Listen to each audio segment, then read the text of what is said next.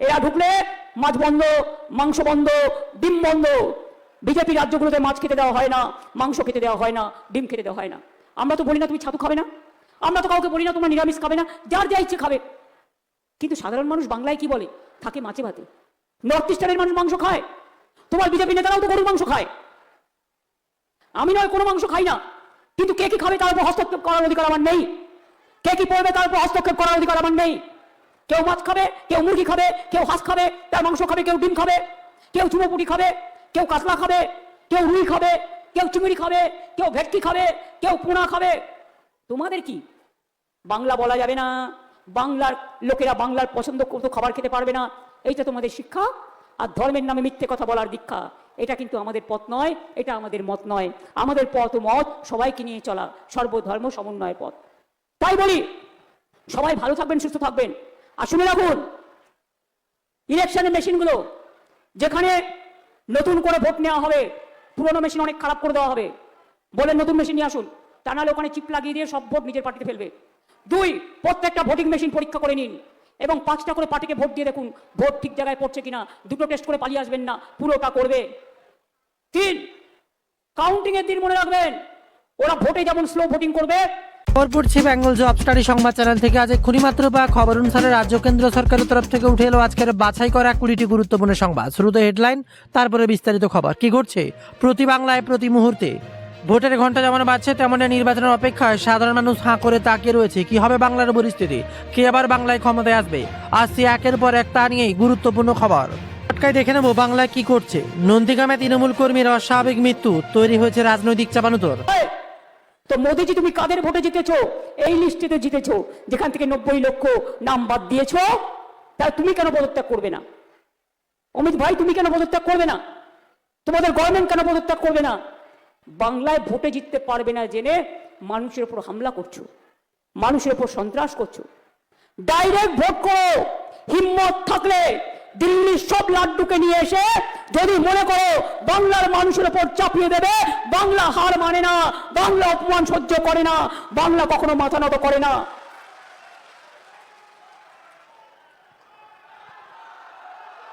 বলো বিজেপি অনেক হয়েছে আর না। আমি বলে যাই ঝাড়গ্রাম, নয়াগ্রাম, কেশিয়ারি, বিনপুর, গোপীবল্লভপুর, লালগড়, নেতাই থেকে শুরু করে সবাইকে কি বলবো, আমার নাম করেও যদি কেউ বলে ব্যাংক অ্যাকাউন্টটা দিন, ব্যাংকের অ্যাকাউন্ট নাম্বারটা দেবেন না। কেন দেবেন না বলুন তো? ওরা বলবে টাকা দেবো, আপনার যেটুকু আছে নিয়ে নেবে। বিজেপির লোকজন এজেন্সি সেজে আমাদের নাম করে বললেও শুনবেন না। আর যদি বলে নতুন ব্যাংক অ্যাকাউন্ট করে দেবো, বুঝবেন কালো টাকা ঢোকাচ্ছে, পরে পাঠিয়ে দেবে দিল্লি থেকে এলো গাই, সাথে এলো ইডিসিবিআই। মনে রাখবেন, কেউটে সাপকে বিশ্বাস করবেন কিন্তু বিজেপিকে বিশ্বাস করবেন না। গোখরো সাপকে বিশ্বাস করতে পারেন কিন্তু বিজেপির মতোই সর্বনাশী দেওয়াল, যারা দেশটাকে সর্বনাশ করে দিয়েছে, সত্যনাশ করে দিয়েছে, ধ্বংস করে দিয়েছে, গণতন্ত্রের সংবিধানকে ধ্বংস করে দিয়েছে বাবা সাহেব আম্বেদকরে, তাদের সহ্য করবেন না। আজ কালকে কি বলেছে জানেন? ওনাদের নাকি সংকল্প মানে গরুর গাছে ওঠার গল্প। সেটা কি বলুন তো? ইউনিফর্ম সিভিল কোড করবে, ইউসিসি। ভালো করে আদিবাসী ভাই বোনেরা দেখে নিন, ওনারা যা বলবেন সেই ধর্মই মানুষের উপর চাপিয়ে দেওয়া হবে। আপনার ধর্মের কোনো অস্তিত্ব থাকবে না। আপনাদের বিয়ে হয় আপনার রীতি অনুযায়ী, এক একটা ধর্মের এক এক রকম। আমাদের পুজো পার্বণ হয় কারো মন্দিরে, কেউ নামাজ পড়ে মসজিদে, কেউ গুরুদ্বারায় যায়, কেউ গির্জায় যায়, কেউ জায়ের থানে যায়, কেউ মাঝির থানে যায়। কারো বিয়ে হয় সন্ধ্যেবেলায়, কারো বিয়ে হয় দুপুরবেলায়। আমি আদিবাসী মেয়েদের বিয়ে দেখেছি। সবার অধিকার কেড়ে নেবে। এই 15 তারিখে বিল আনছে, সংকল্পে বলেছে, আবার ডিলিমিটেশন করতে চলেছে। ইলেকশন চলাকালীন নির্লজ্জ বেহায়ার দল 33% রিজার্ভেশন কেন এতদিন করেননি? 12 বছর ক্ষমতা আছে। ইলেকশন আসলে মনে পড়ে মহিলাদের অসম্মান করার কথা। আর আমরা বলি না, আমরা করে দেখাই। আমাদের পার্লামেন্টে 37% ইলেক্টেড মেম্বার আছে মা বোনেরা। আমাদের এখানে 50% আছে পঞ্চায়েতে, 50% আছে মিউনিসিপ্যালিটিতে। আর আপনাদের কিচ্ছু নাই। মেয়েরা ভয়ে কথা বলতে পারে না। বলুন তো মা বোনেরা, আপনাদের কোনো অসুবিধা হয় এখানে থাকতে? কেউ কোনো অত্যাচার করে? এটা বিজেপির বানানো গল্প।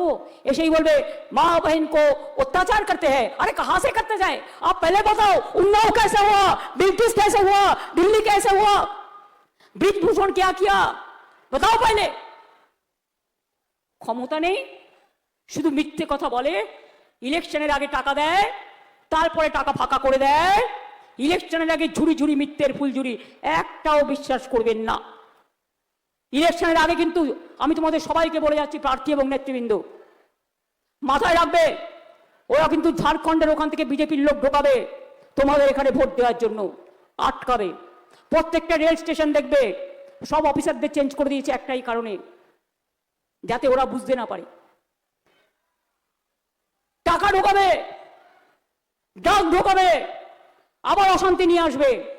শান্তিতে যদি থাকতে হয় তাহলে একমাত্র দরকার তৃণমূল সরকার, জোড়া ফুলের সরকার, যারা শান্তি দিয়েছে, যারা খাদ্য দিয়েছে, যারা বাসা দিয়েছে, যারা শিক্ষা দিয়েছে, যারা সামাজিক পরিকল্পনা দিয়েছে। আগেরবার বলেছিলাম লক্ষ্মীর ভান্ডার করে দেবো, করে দিয়েছি। স্বাস্থ্যসাথী করে দেবার করে দিয়েছি। দুয়ারে সরকার করে দেবার করে দিয়েছি। স্মার্ট কার্ড করে দেবার করে দিয়েছি। এবার বলছি লক্ষ্মীর ভান্ডার যারা পেয়েছেন আর যারা নতুন করে অ্যাপ্লিকেশনও করেছেন, লক্ষ্মীর ভান্ডার সারা জীবন পাবেন, যতদিন বাঁচবেন। মেয়েরা আমার ঘরের সম্মান, মা বোনেরা আর ভাইরা, যুবসাথী মাধ্যমিক পাশ করলেই আপনারা যারা পেয়েছেন আর যারা পায়নি তারাও দরখাস্ত করলেই পাবেন। আর জীবিকার সন্ধান করে দেওয়ার আমাদের দায়িত্ব। তার কারণ হচ্ছে আমি জানি অনেক গরিব ছেলে মেয়েরা আছে, স্কুল পাশ করে কলেজে যায়, রাস্তায় একটু ঘুগনি কিনেও খেতে পারে না, একটু মুড়ি আলুর চপ করে কিনে খেতে গেলেও তার মনে হয় সে টাকাটা পাবে কোথায়। স্কলারশিপ থাকবে, স্কলারশিপের সাথে এই টাকার কোনো মিল নেই। স্কলারশিপও চলবে, কন্যাশ্রীও চলবে, শিক্ষাশ্রীও চলবে, ঐক্যশ্রীও চলবে, মেধাশ্রীও চলবে, স্বামী বিবেকানন্দ স্কলারশিপও চলবে, স্মার্ট কার্ডও চলবে। এটা এক্সট্রা। 1,20,00,000 মানুষকে কাঁচা বাড়ি পাকা করে দিয়েছি। আগামী দিন আমি কথা দিয়ে যাচ্ছি, আমাদের অঙ্গীকার, বাদ বাকি যত কাঁচা বাড়ি আছে সব কাঁচা বাড়ি আমরা পাকা করে দেব, কারো কাঁচা বাড়ি থাকবে না। জল 1 কোটি লোকের বাড়িতে পৌঁছেছি, বাদ বাকি লোকের বাড়িতেও পানীয় জলের নল পৌঁছে যাবে, এটা মাথায় রাখবেন। আগে দুয়ারে সরকার করেছিলাম, এবার আমরা করব দুয়ারে স্বাস্থ্য। আমার পাড়া আমার সমাধান করেছিলাম, টাকা দিয়ে দেওয়া হয়েছে, বুথ প্রতি 10 লাখ টাকা। অনেক জায়গায় কাজ শুরু হয়েছে, অফিসাররা বাইরে যা থাকার জন্য অনেক জায়গায় কাজ হয়তো প্রসেসে আছে, সেটাও হয়ে যাবে।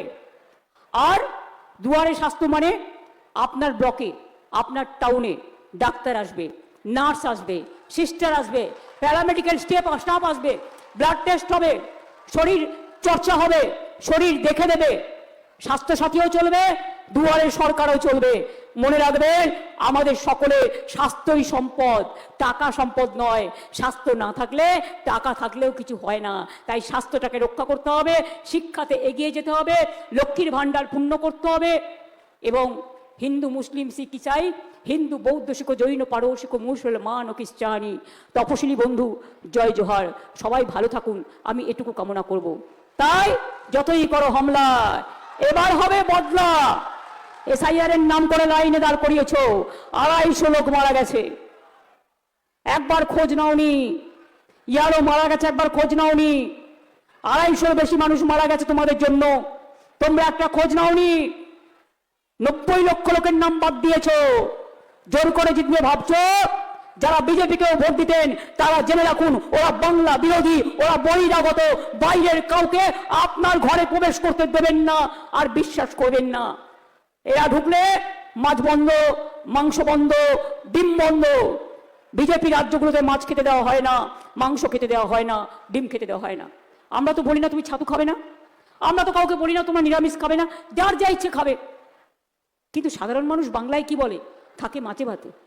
নর্থ ইস্টার্নের মানুষ মাংস খায়, তোমার বিজেপি নেতারাও তো গরুর মাংস খায়। আমি নয় কোনো মাংস খাই না, কিন্তু কে কি খাবে তার উপর হস্তক্ষেপ করার অধিকার আমার নেই। কে কি পড়বে তার উপর হস্তক্ষেপ করার অধিকার আমার নেই।